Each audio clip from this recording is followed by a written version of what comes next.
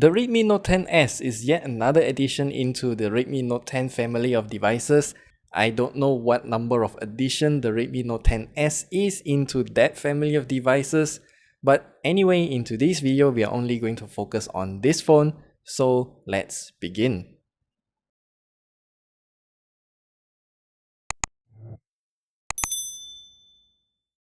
So the Redmi Note 10s is a fairly simple smartphone overall, and inside the Redmi Note 10 family of smartphones, I think this Redmi Note 10s is one of the better value ones. So starting off with the design of this phone has a very glossy plastic back.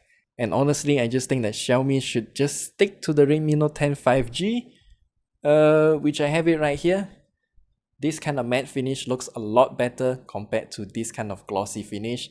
And yeah, it's just much better, and it's also much resilient to fingerprints, unlike this Redmi Note 10s, which just looks very dirty after using it for like 5 minutes.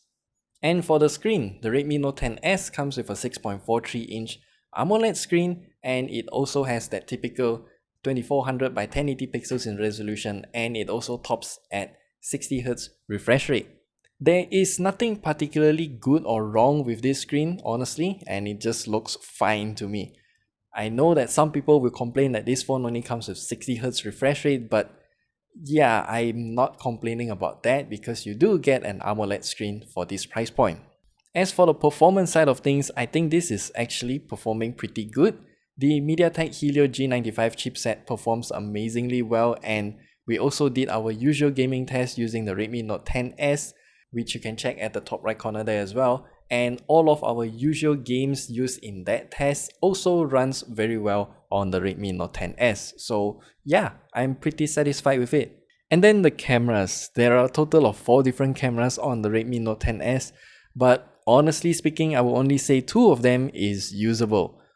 Both the main camera and the ultra wide angle cameras are not particularly bad, but it always underexposes the pictures. I also used the Redmi Note 10s to capture a time lapse of some plants growing.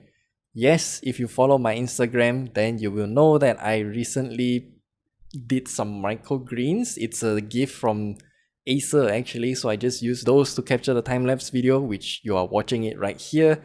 And that weird cut is because this phone, I don't know what's wrong with the software, it just killed the camera app when it's nearing the 6-hour mark. I don't know what happened. I didn't expect it to kill the camera app, even though I do have a power bank plugged into this phone. And yeah, my time lapse just got cut off all of a sudden. And I tried this twice as well, which is why you see 2 different time lapses recorded by the Redmi Note 10 5G. And now comes the software side of things, and I gotta talk about MIUI 12.5, which is already installed in this unit of the Redmi Note 10s.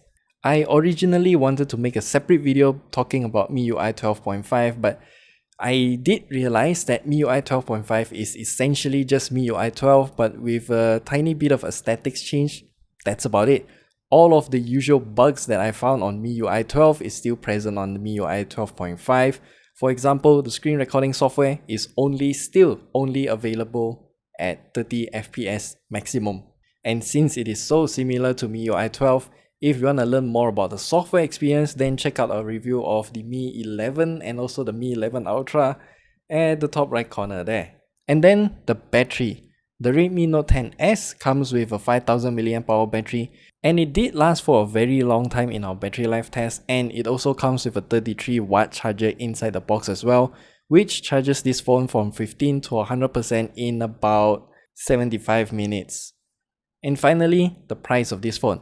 Now, the Redmi Note 10s is at 899 ringgit, which is only 100 ringgit more than the Redmi Note 10 5G, and the positioning and value offered by this phone is much better than this, in my opinion.